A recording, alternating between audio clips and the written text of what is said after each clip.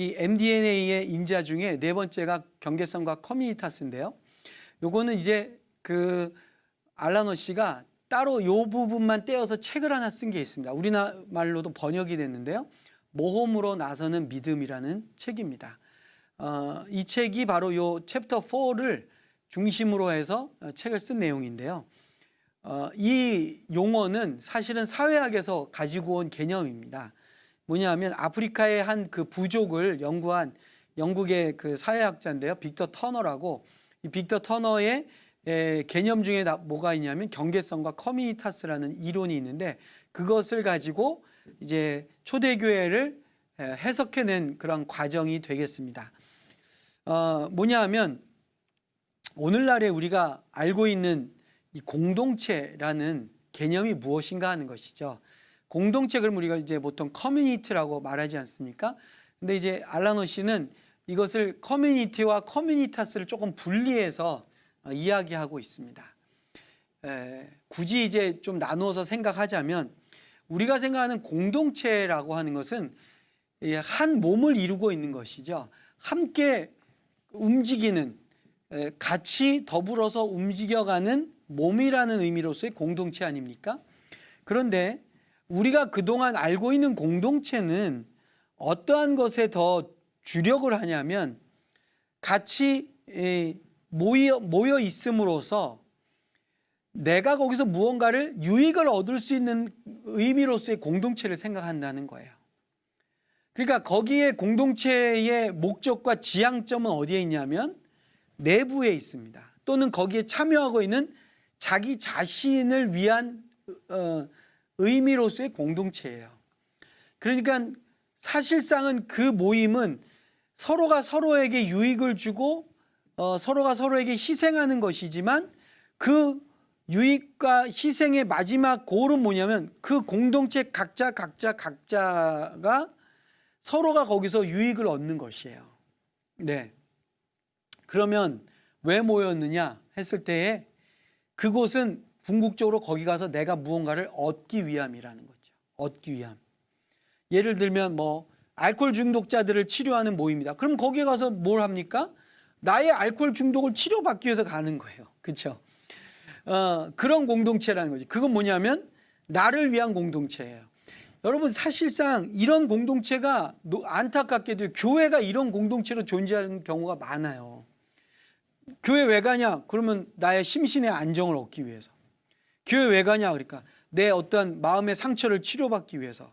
교회를 왜 가냐? 그러면 교회 가서 좋은 사람들을 만나려고. 뭐 이러한 목적들이 있어요. 결국엔 그 내가 교회에 가서 공동체를 이루어가는 목적이 뭐냐면 나의 유익이라는 거예요.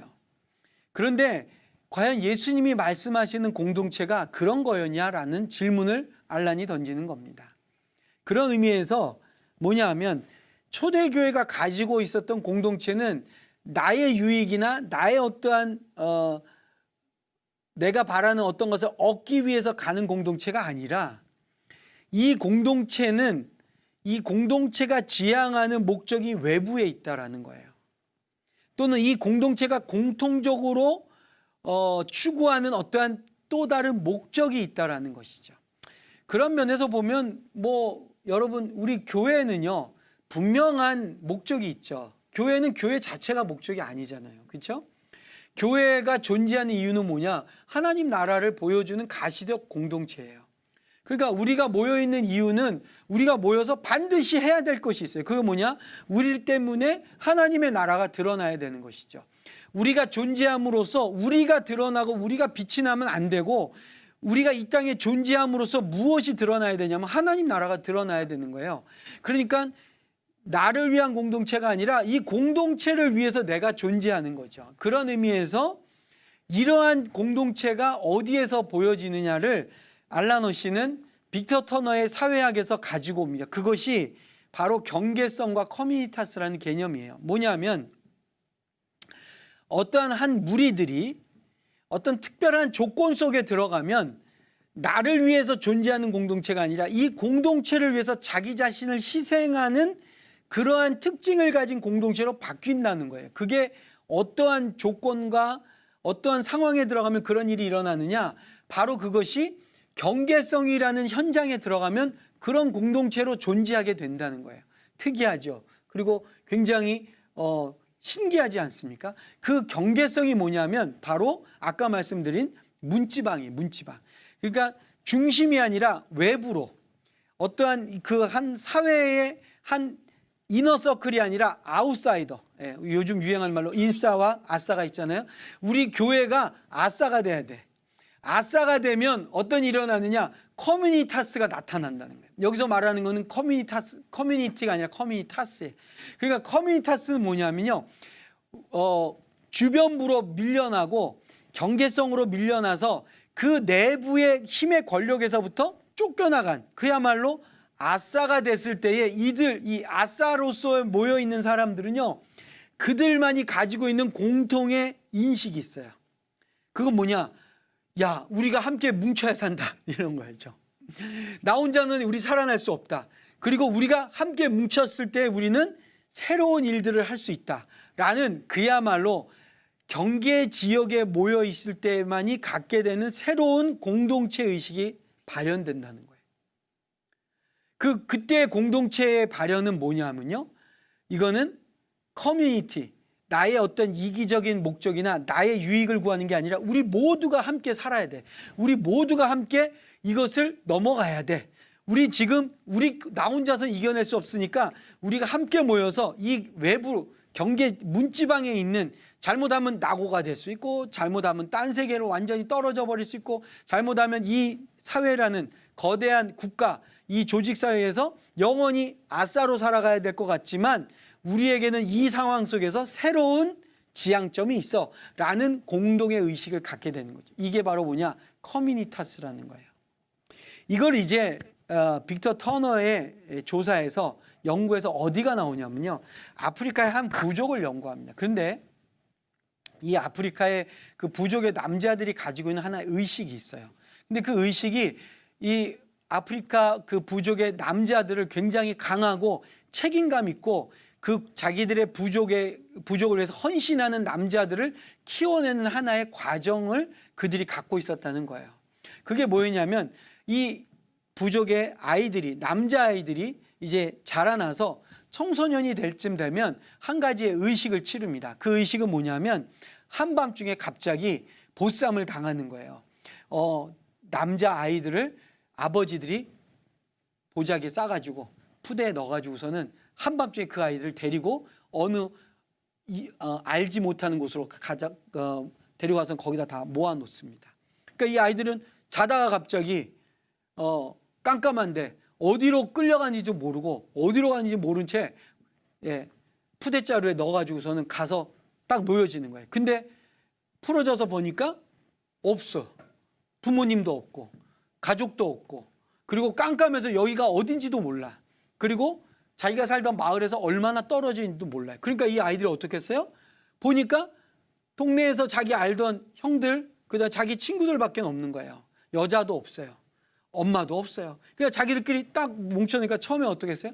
엄청나게 무섭겠죠. 그러니까 서로 막 끌어안고 막 벌벌벌 떨지 않겠습니까? 근데 이거를 이 부족이 전통으로 하고 있는 거예요. 그래서 이 아이들을 일정 기간 동안 그곳에 그냥 내버려 둡니다. 물론 이제 아버지들 사이에서 돌아가면서 멀리서 지켜보겠죠. 어떻게 하고 있나? 관찰해. 그러나 절대 개입하지 않습니다. 그러면 이제 이 아이들이 어떤 지역에 놓여 있게 되냐? 바로 이 경계성의 상황 속에 던져지는 거예요. 그러니까 도움받을 사람도 없고 자기들을 도와줄 사람들이 있을 것이라는 기대도 못해요. 그러니까 이제 이 아이들이 그곳에서 어떤 일이 일어나느냐? 자기들끼리 살아나기 위한 공동체를 이루게 됩니다. 서로 역할을 막 나누고요. 그 다음에 자기들끼리 막 가서 먹을 것을 구하기 위해서 협력을 하고요. 자기들끼리 살아야 되니까 집을 짓는 것을 막 자기들끼리 막 하는 거죠. 우왕좌왕 갈팡질팡하지만 시간이 지나면 지날수록 어떻습니까? 이 무리들이 살아나갈 수 있는 힘을 길러내는 거예요. 여기에 이 조건, 이 경계성이라는 컨디션이 이 청소년 시절의 아이들, 남자아이들한테 무엇을 갖게 해주느냐? 세 가지를 심어줍니다. 바로 모험과 위험과 용기라는 컨디션에 그들이 들어가게 되는 거예요. 그러니까 그러니까 이 위험한 상황은 어떻습니까? 그냥 가만히 있으면 죽어요. 울고 있다고 해서 해결이 되는 게 아니에요. 그죠? 엄마 아빠 이름을 부른다고 엄마 아빠가 오지도 않아요. 그리고 여기는 낯선 곳이에요. 한 번도 살아본 적이 없는 조건이에요. 그러니까 어떻게 해야 돼요? 모험을 해야 돼. 무언가 시도를 해야 돼. 자기들끼리 전략도 짜고 뭐 자기들끼리 한번 해보고. 그러니까 어떻게 해요? 이곳은 용기가 필요한 곳이에요. 뭐냐면 이 모험을 해야 되고 위험한 상황 속에서 용기를 내면서 그들이 어떤 공동체를 이루느냐? 커뮤니타스를 이루게 되는 거예요. 커뮤니타스를. 네. 이 경계성에 놓여 있는 이 젊은 아이들이 거기서 공동체성을 이루면서 함께 위기를 극복하고 먹을 것을 막 채집하고 사냥을 배우고 집을 짓는 연습을 해보고 하면서 그들이 강인한 남자로서의 실력과 환경을 갖추어 나가는 거예요. 그래서 일정 시간이 지나면 이제 아버지들이 와서 아이들을 데리고 마을로 갑니다. 그리고 이 아이들이 드디어 성인식을 거기서 하게 돼요. 그러면서 무엇을 경험합니까? 통과하는 것을 경험하는 거예요. 비포와 애프터가 달라지는 거죠. 그 한 과정을 겪으면서 동지의식이 생기는 거죠. 네, 배고플 때 같이 먹을 나눠 먹은 친구들, 그 두려움과 추위 속에서 함께 고생하면서 집을 지으면서 가지게 된 어떤 동지의식, 전우애, 그 다음에 사선을 넘으면서 깨달은 함께 생명을 같이 주고받으면서 살아낸 이 의식을 그들이 갖게 되는 거예요. 무슨 말이냐면요, 그때 그들이 갖게 되는 그 공동체성은 위험한 상황에서 생겨난 거예요. 근데 그 위험한 상황에서 포기하거나 좌절하거나 낙심한 게 아니라 용기를 낸 거죠. 용기를 냈어요. 그 용기를 내서 어떻게 했느냐? 그 위험을 뛰어넘는 모험을 감행한 거예요. 그러니까 여러분, 이 아이들의 공유하는 그들의 스토리가 있겠죠. 그들의 스토리는 뭐겠습니까? 그들의 스토리는 마을에 돌아와서 엄마들한테 또 동생들한테 또는 뭐 아버지한테 할 말이 있을 거 아니에요. 그죠? 우리가 그때 막 던져졌는데요. 막 누가 막 울고 했는데요. 막 그러면서 그들의 이야기는 뭐겠어요? 그 위험한 상황을 극복해낸 스토리가 있는 거예요. 그들만이 공유하는 공감대가 있어요. 그들만이 공유한 그 위기에서 이뤄냈던 놀라운 찬란한 스토리가 있어요. 교회로 말하면 간증거리가 있다는 거예요. 이 이야기를 이러한 상황, 이 커뮤니타스를 이루는 일들이 어디에 있느냐? 지금도 있어요, 여러분. 알라노 씨가 이 주제를 가지고 모험으로 나서는 믿음이라는 책을 썼는데요. 그 책에 나오는 모험을 감행해야 되고 위험한 상황에서 용기를 내야 되는 그 일들이 뭐냐? 대표적인 게 뭐냐면 바로 익스트림 스포츠라고 그래요. 예. 그 대표적인 게 여러분 뭐냐면 스카이다이빙 하는 거 한번 생각해 보세요. 스카이다이빙 하는 사람들 보면요, 사실은 그 미친 짓이죠. 왜? 실패하면 어떻게 되느냐? 부상이 아니에요. 뛰어내렸는데 낙하산이 안 펴지면 어때요? 조금 다치는 게 아니에요. 그 결과는 뭡니까? 최악의 결과죠. 그건 어떻게 돼요? 죽어요. 그러니까 성공이 아니면 그냥 죽는 게 익스트림 스포츠죠. 뭐 최근에 여러분 혹시 유튜브 같은 데 보시면 엄청 높은 산에서 뛰어내리는 사람도 있어요.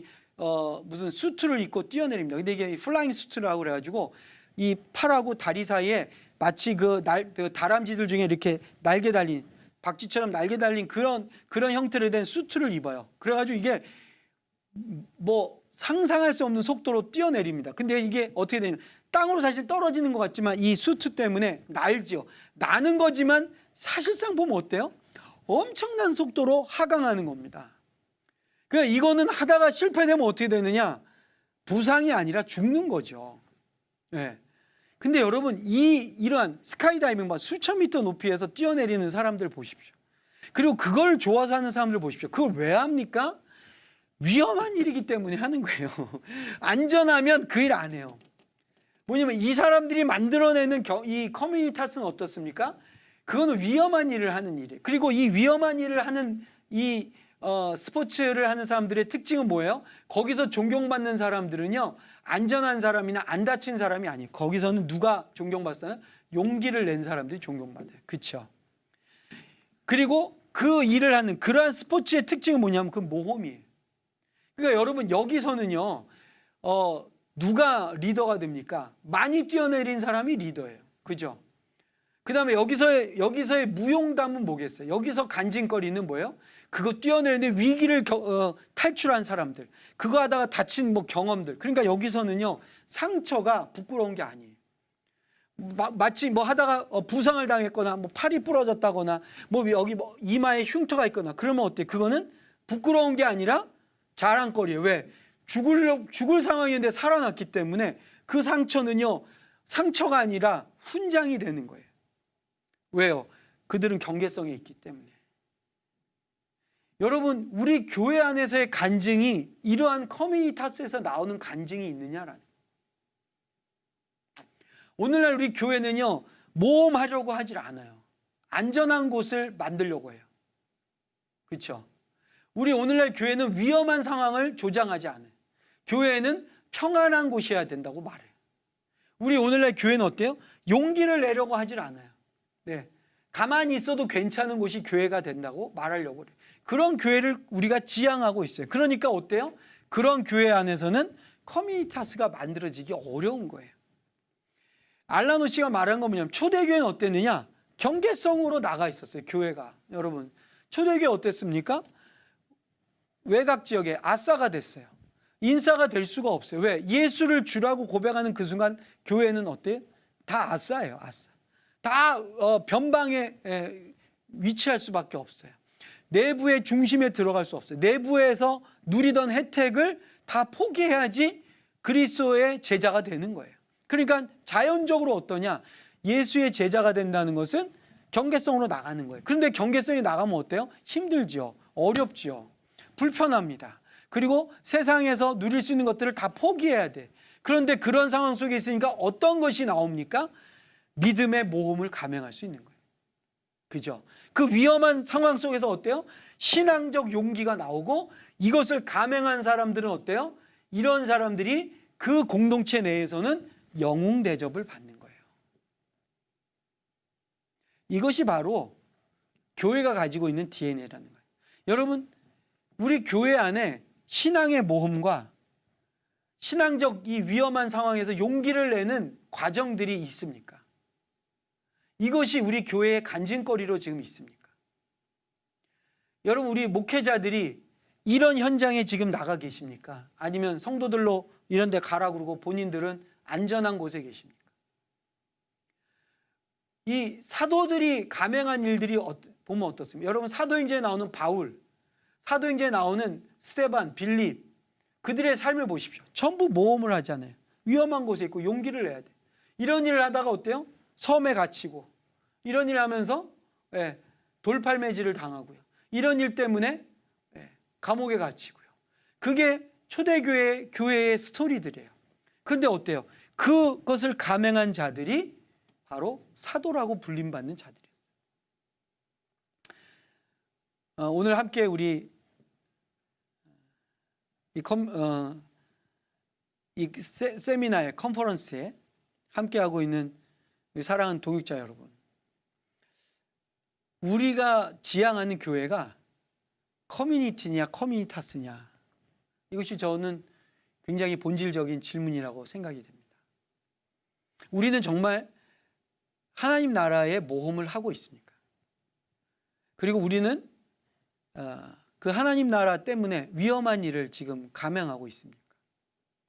우리 많은 말씀의 종들이 그리고 사역자들이 용기가 필요한 현장에 들어가서 용기를 내고 있습니까?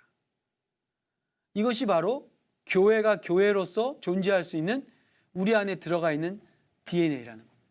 그러므로 교회는 이러한 현장으로 나아갈 때 교회됨이 온전히 드러날 수 있다라는 것입니다.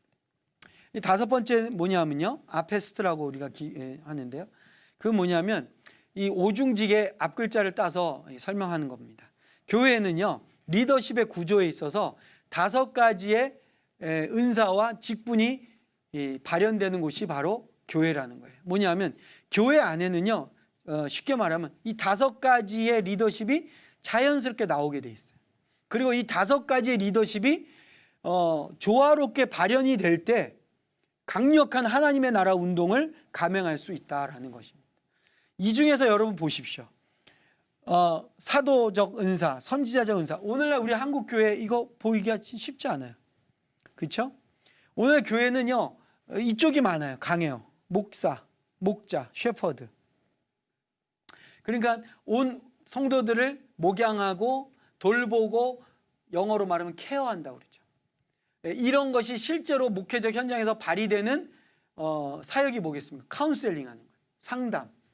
이쪽으로 굉장히 우리가 치우쳐져 발전돼 있죠. 교사의 은사도 약간은 있어요.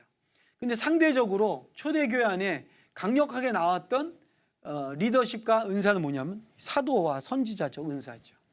여기서 말하는 선지자는요, 우리가 포춘텔러, 미래를 점쳐주는 그런 의미의 선지자가 아닙니다. 뭐냐면 공동체에게 주시는 하나님의 메시지를 올곧이 증거하는 은사예요.